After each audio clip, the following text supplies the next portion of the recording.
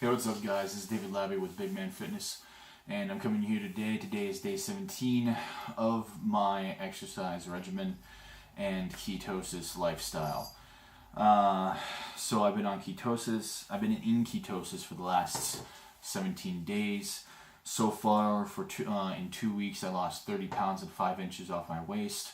I'm going to be doing my next weigh-in at the end of the week, as well as my measurements. So I've definitely lost. I attribute a lot of it to water weight, but considering my measurements, I've also gained some mass in my arms. So I've gained an inch on my arms, an inch on my thighs, and I've lost 5 inches off my waist, and I've gained 1 inch on my calves. So that's really cool to me. And I've continued with my ketogenic diet. As of right now, I'm just keeping my carbohydrate intake low and way below 20 grams, and keeping my fat intake fairly high. My caloric intake right now, as of right now, it's only about 1250. It's about 1,250 calories a day, and that's pretty it's definitely have an interesting effect. I've noticed that I need to take my supplements though. I need to take my vitamins because I'm drinking 2 gallons of water a day, and you really do flush your system fast, and you need to keep your nutrients saturation high in order to maintain normal metabolic function. I also have been doing a lot more salt. I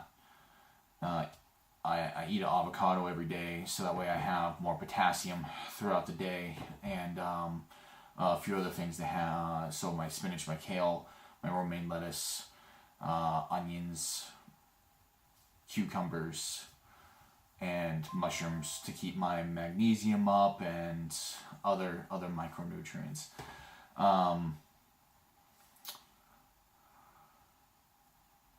There were a few times that my energy levels dipped. Today I definitely started getting really hungry. I ate at about noon, and then I wasn't able to eat again until around 7.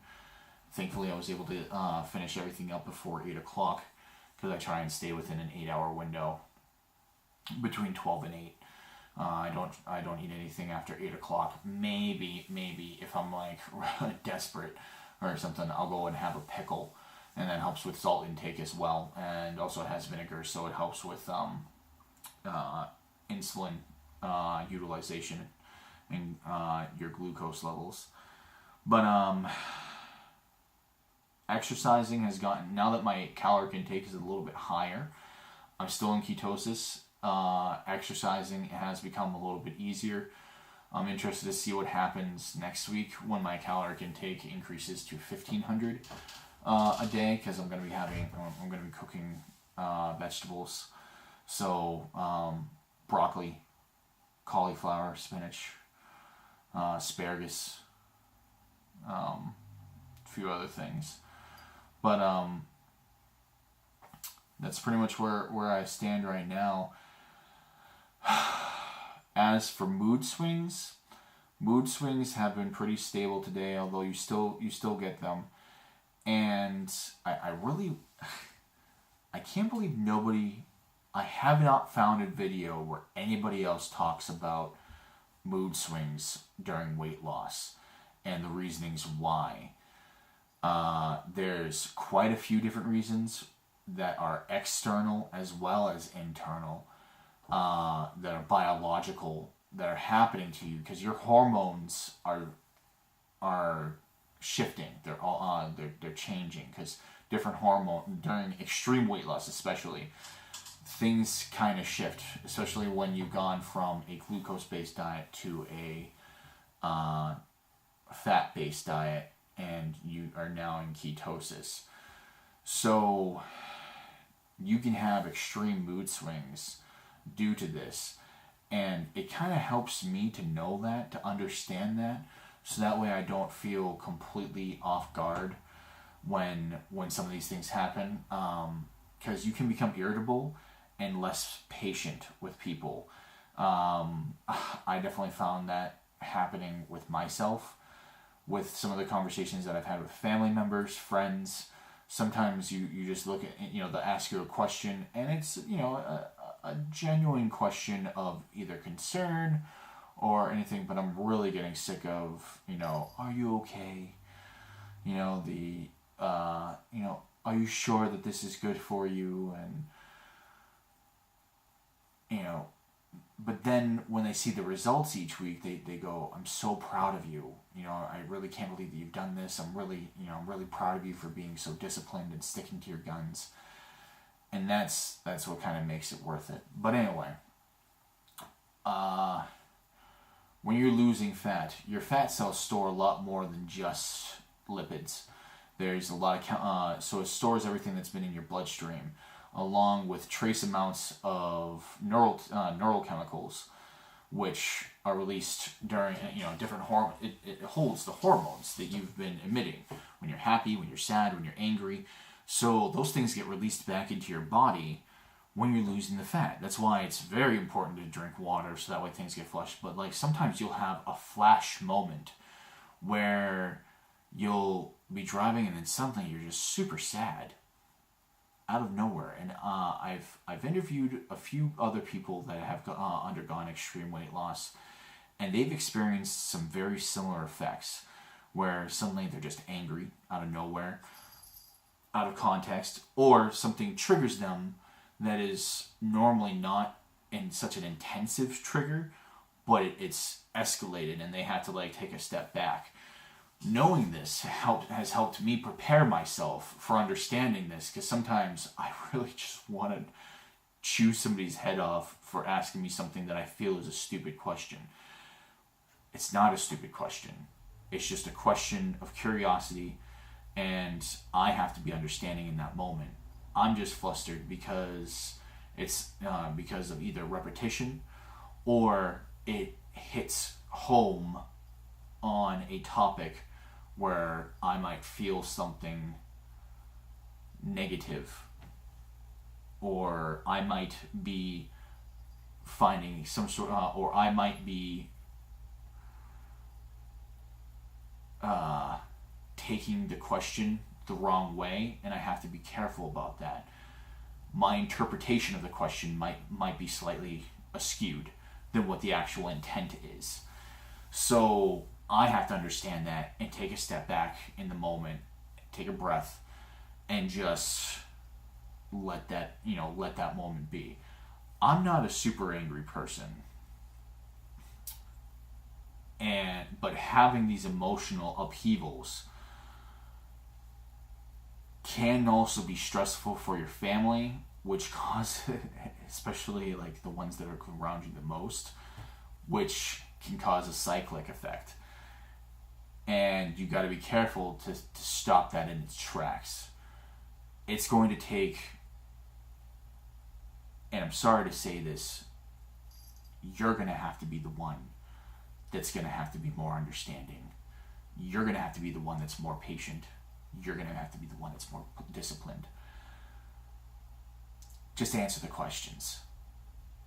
Just, no matter if it's asked 100 times, it doesn't matter. Answer the questions. Why? Because they deserve your answers. Yeah, it's tedious. Yeah, it's monotonous. Just do it. Why? Because in the end, your goals justify the means, and you're doing the best that you can. And they're just being there trying to actually genuinely figure out what's going on. And maybe it might be that one answer that helps them understand exactly what's going on, because some people will not understand. Now, granted, there are some things that you do definitely need to be concerned about, and I have explained things through the tilt 1,000 times. Literally a few dozen times, if we want to get into specifics. Literally a few dozen times. Why I'm doing this, and how I'm doing it, and how it's nutritionally beneficial to me, as well as not dangerous, how it's actually healthier for my body because of the way that I'm approaching the entire matter, and I'm plugging the holes. Because if I was going through a ketogenic cleanse and I wasn't maintaining my nutritional optimization, you can do some serious damage. Honestly, guys, if you do not keep up with your nutrition, right? And I'm talking about micronutrients across the board, they are very important. You can do some serious damage to your body. Or kill yourself. That's the truth of it. There are people that exercise, drink 2 gallons of water, lemon water a day. They're eating like a bird. That's the problem. They're eating like a bird and they're not supplementing anything. They're not getting any nutrients into their body. You need nutrients. You do not need carbs. Not short term. This is not a sustainable process for a cleanse. Ketosis is very sustainable. Low carb is even more sustainable. A cleanse is not. Get that out of your head. There are certain things that are there to kickstart your, to optimize your weight loss journey, to really try and hone in on it, but it is not sustainable and not okay to keep doing, right? I'm transitioning up to be healthier. So I go through some of the pain now of deprivation so I can live a more abundant life later. That's the easiest way I can. The easiest way I can explain it in oversimplification. But I hope that you get a better understanding of it. Anyway, guys, I'm gonna leave you off with that. Next video, I'd really like to talk about getting yourself support systems. 3 things that you really need to get yourself a maintainable weight loss plan, and to kickstart your journey to really hone in and set yourself up for success. We'll be going over that later. If you have any questions or comments or anything like that, please leave it below. I would really love to have a conversation with you guys. If you find value in this video, hit the like button. I'd really appreciate it, and it would help get the message across to more people, because that's all I really want to do, is just help people who are like me in the same situation. We're all in the same boat. We're all with a paddle and we're all rowing, and I hope that we can all row together in the same direction to success. That was deep. But in the end, guys, be informed, stay motivated, and live big.